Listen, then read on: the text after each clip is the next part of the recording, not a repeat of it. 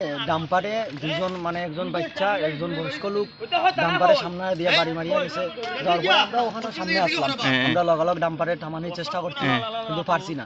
আমরা ওখানে ইয়ে দেখছি দুইজন খুব রক্তাক্ত অবস্থায়, একজনের মাথা পারছে একজন এমনি ফালাই, তো একজনের পেটে লড়ে দেখি আমরা লগালগ যে বাচ্চাটা ওদারে লইয়া শনিচর হসপিটাল গেছি। যাওয়ার পরে তো যে ওখানে যে বড় তোমার ইয়ে আসলো বড় তপু দাম কইয়া টান্ডে লইয়া অন্য গাড়ি দিয়ে যাওয়া হয়েছে শনিচর হসপিটাল। যাওয়ার পরে বাচ্চাটা বয়স কত হইব? বাচ্চারা বয়স অনুমানিক 12-11 হইব। আর ওখানে তারপরে বাচ্চারা ওখানে যাওয়ার পরে ডাক্তারে কইছে যে মারা গেছে। আর যে বড় আসলা তাই মানে তার অবস্থা আশঙ্কাজনকারী, তানে চন্দ্রপুর রেফার করা হয়েছে। কিন্তু ওখানে 9টার সময় অ্যাক্সিডেন্ট হয়েছে, এখন কয়টা বাজে? এখন পর্যন্ত 10:30 বাজে আসছে, কিন্তু ওখানে বাগবাসা পিএস বা সুরাইবাড়ি পিএস কোনো পিএসেরও পাত্তা নাই। আমরা কোন জায়গায় বাস করি? ধর্মনগর তো এখন তানে আমরা যেটা শুনছি শিলচর রেফার করছে, কিন্তু এখন প্রায় 1.5 ঘন্টার উপরে তখন পর্যন্ত জায়গাতে একজন স্পট ডেড হয়েছে জায়গা, তারপরে পুলিশ এখন পর্যন্ত আপনারা সাইন কিটা আমরা চাই তো এখানে সুস্থভাবে তদন্ত কইয়া যে বাচ্চাটা মারা গেছে। গাড়িটা ধরা হয়েছে বুঝে না, গাড়িটা ধরা হয়েছে না, গাড়িটা ধরাও আর পুলিশ জ্ঞান আইয়া ঘটনা যেটা হয়েছে ওটা তদন্ত। যে মারা গেছে হের নাম বা যে মারা গেছে তার নাম হইল আয়ুষ দাম, আর সাথে যে আসলো তার নাম হইল তপু দাম। তার বাড়ি কি? বাড়ি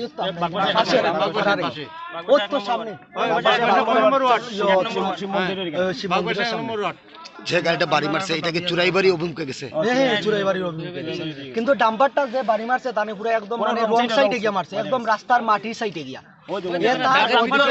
আরো 2টা গাড়ি যাইতে পারবো, কিন্তু এমন সাইডে গিয়া মারছে যে পাবলিক যে রাস্তা বা আটার যে পাবলিকের যে রাস্তা এই লাইন তো বাইরে লাইনও গিয়া মারছে। ব্লাড পড়া আছে এখনো পড়া আছে।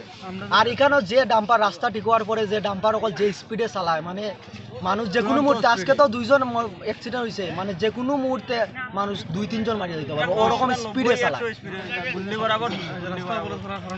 আর রাস্তা অবরোধ করার কারণ হইলো মানে এখন পর্যন্ত আমরা এখানে পুলিশ মানে প্রশাসনের কোনো ইয়ে নাই, ভূমিকা নাই। এটার লাগি আমরা রাস্তা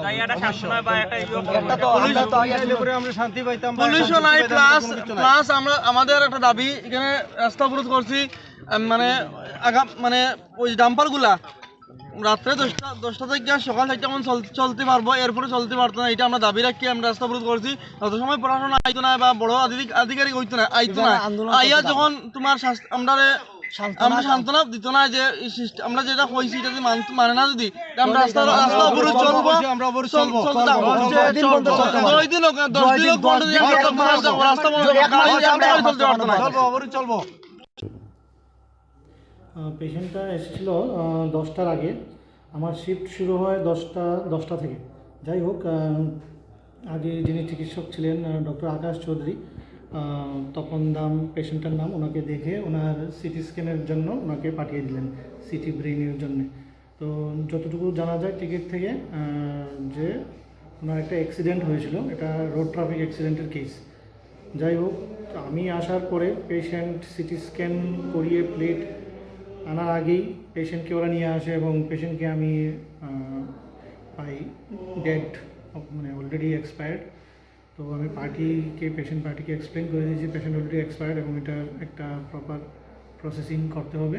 পুলিশ কল বা পুলিশ ইনফরমেশন দিয়ে দিই এবং সিটি স্ক্যানের প্লেটটা পরে আসার পরে আমি দেখি যে ব্রেইনে অনেক ইনজুরিজ আছে, ইন্টারনাল ব্লিডিং আছে এবং with skull base fracture. Sir পেশেন্টের নাম? তপন দাম। আচ্ছা, উনি কোথা থেকে এসেছিলেন? যতটুকু জানি উনি শনিছড়া বাগবাসা থেকে এসেছেন, আর শনিছড়া পিএসসি থেকে রেফার হয়ে এসেছেন। আচ্ছা, আপনার নাম স্যার? হ্যাঁ, আপনার নাম? আমার নাম ডক্টর শুভেন্দু ভট্টাচার্য।